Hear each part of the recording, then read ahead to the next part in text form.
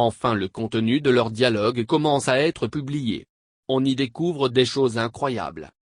Alors que la loi en vigueur depuis 2011 permettait les manifestations publiques pacifiques jusqu'à 22 heures, elle a été abusivement modifiée en 2018 pour borner les manifestations entre 11h et 18h.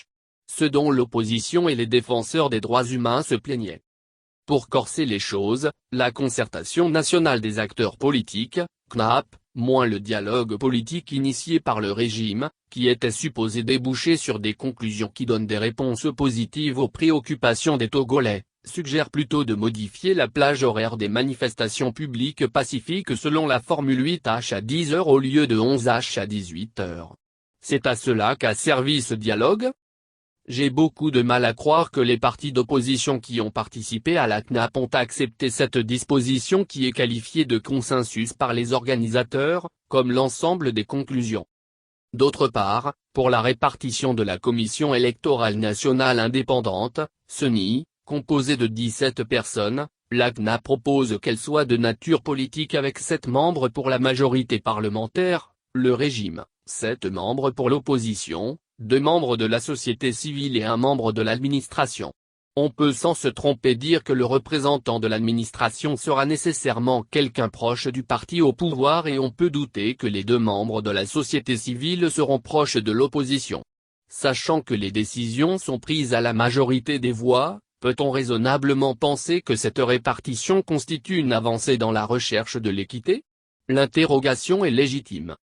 Enfin, la CNAP propose au gouvernement d'organiser dans la mesure du possible les audiences foraines en vue de délivrer les actes de naissance aux Togolais qui n'en disposent pas.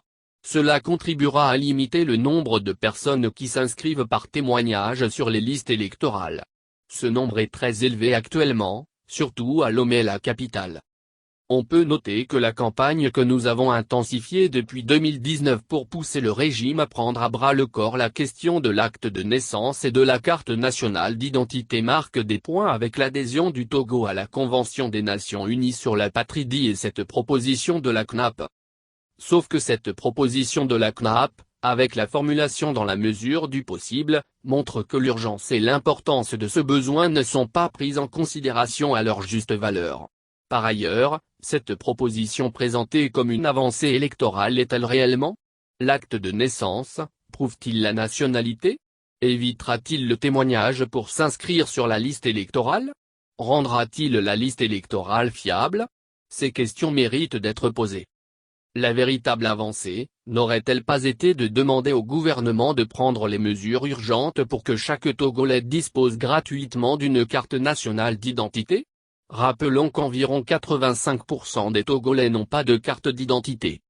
Oui, la question de l'acte de naissance a été évoquée dans ce dialogue et la solution des audiences foraines que nous avons toujours suggérée a été reprise.